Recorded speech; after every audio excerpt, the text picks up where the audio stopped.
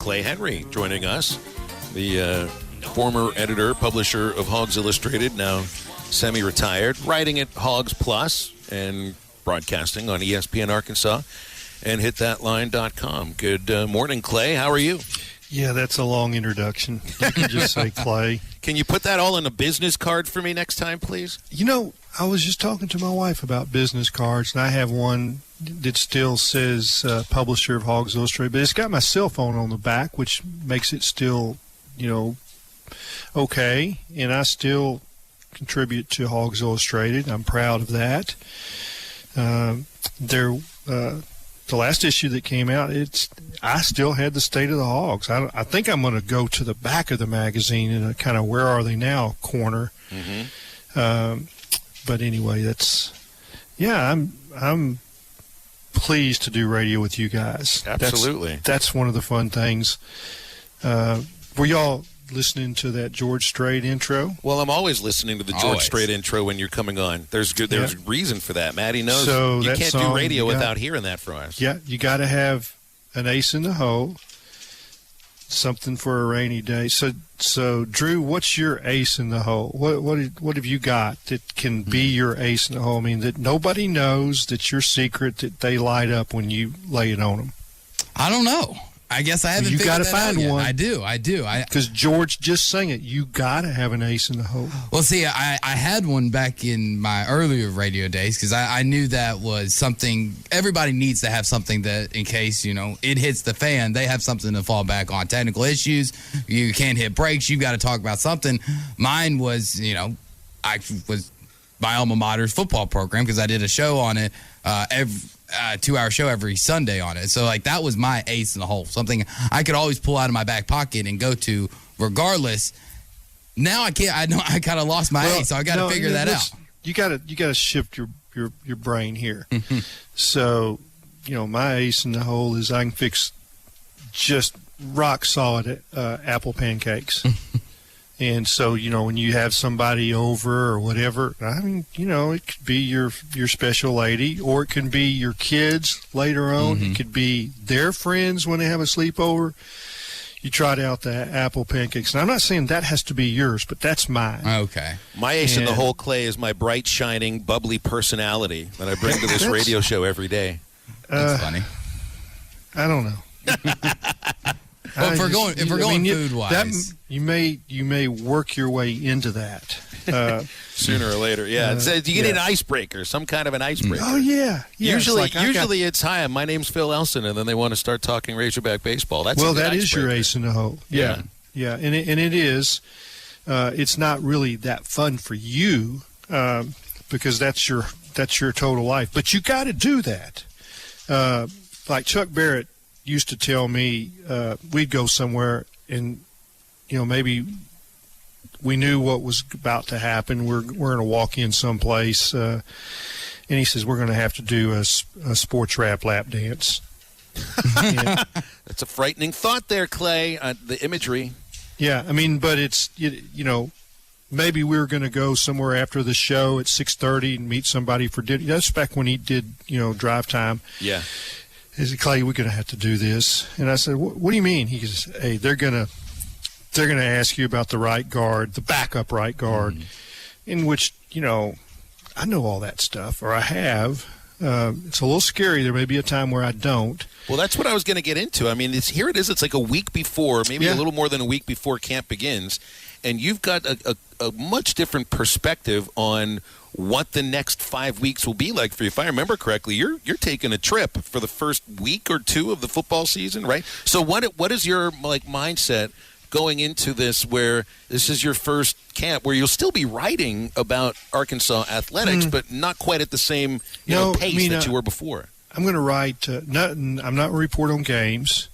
I'm going to do pieces for Hogs Plus, one a month, some kind of a look into something. And it might be that it's football season and I do a baseball story. I mean, I just do things that I like.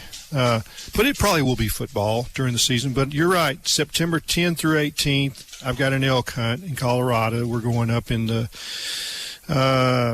I think it's the Roosevelt national forest. I mean, into true wilderness where we're going to have a camp and we'll have horses. And now these camps can be somewhat elaborate. Mm-hmm. You know, you're not sleeping on the ground, is what I'm saying. Yeah. And there may be somebody that hauls in, you know, some kind of satellite TV, although that's not required at all in my perspective. And there may be some radio, but it may not be satellite. Now, I'm pretty close to the truck, so I probably can get to my truck, and I do have satellite radio, so I could get SEC football. Does that make sense? But there's going to be overlap of 2 games that I'm going. Might be traveling during one of those games, but hey, that's just the way it is, and that's the kind of stuff I've always wanted to do and couldn't. And to get a chance to listen while you're traveling too. Hey, we got a caller on hold's got a question for us here, Clay. Let's take this phone call from Bobby. If you want to make a phone call or a text to halftime, 877-377-6963. Hi, Bobby. What's going on? Hi. I have a question for Clay. I've got to see a bunch of or a few of the fish that you have caught in some of your recent endeavors. Yeah, it is. What's the biggest rainbow trout you've ever caught? Oh, it was about this long. I'm imagining Clay holding his hands out about 6 feet apart, maybe a little bit bigger than that.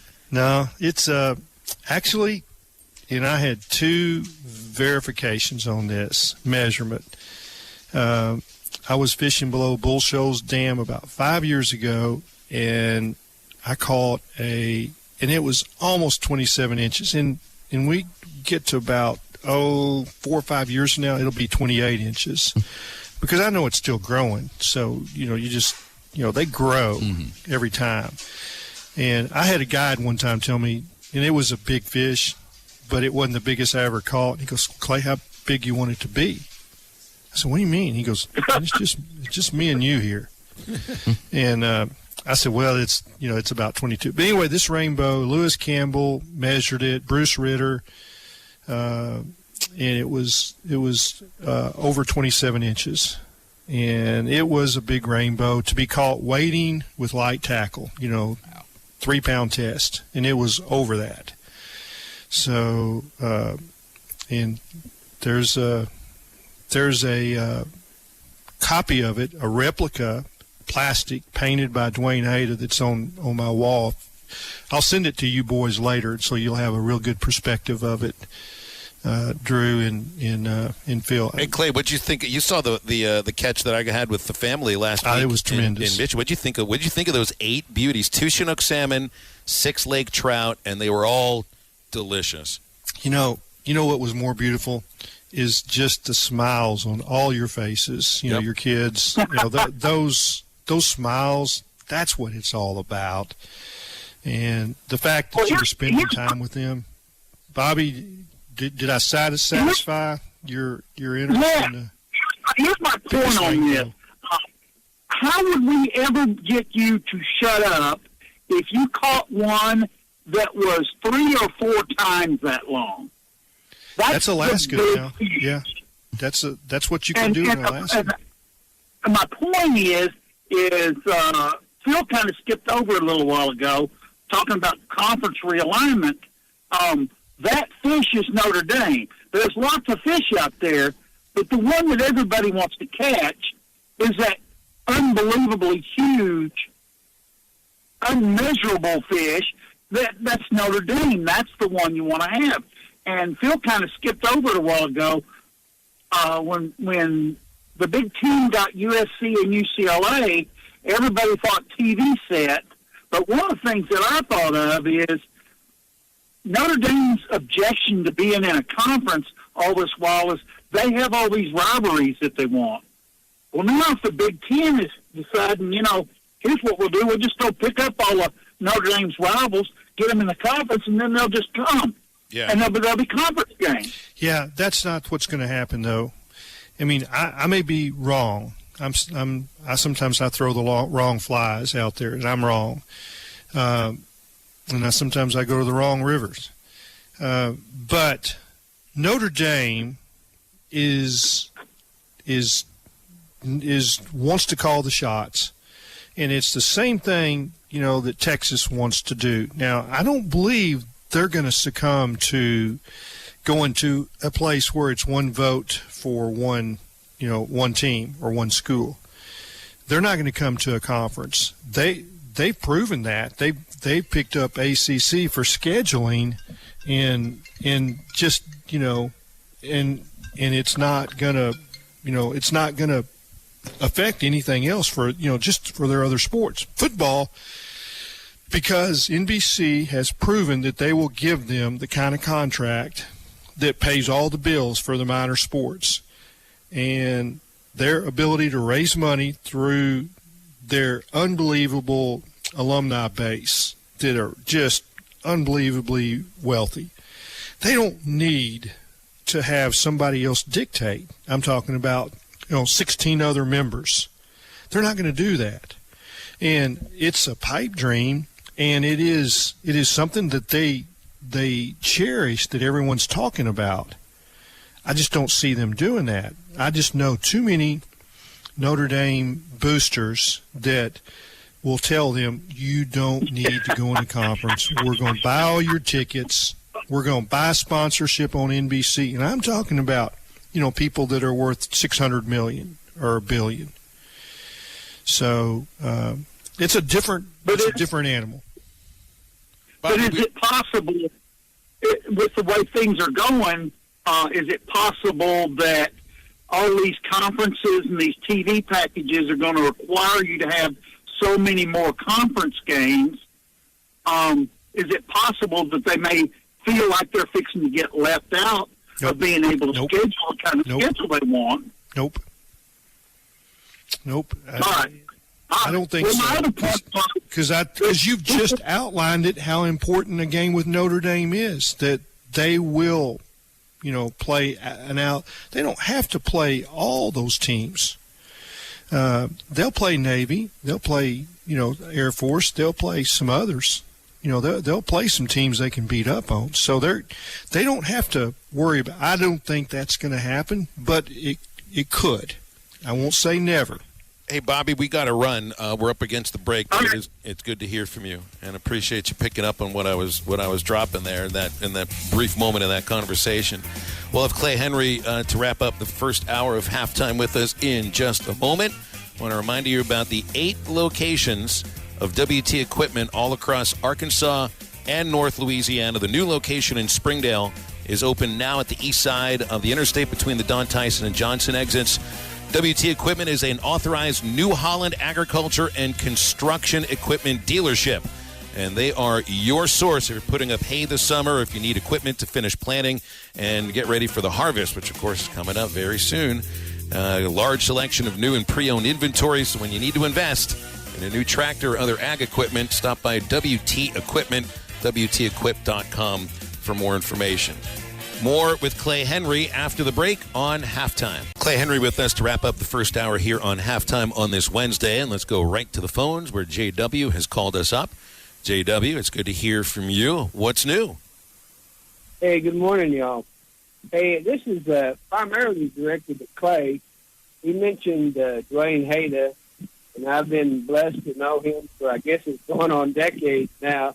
When he first left his job as an art teacher down in Mena, Arkansas, and became a full-time fly fishing guide and wildlife artist. But what I wanted to comment on was about fish and memorable fish, and it kind of relates to football too. There are 2 fish that I remember more than any of the others, and I've caught giant fish in Arkansas and in Missouri and all through the holy water of the Rockies.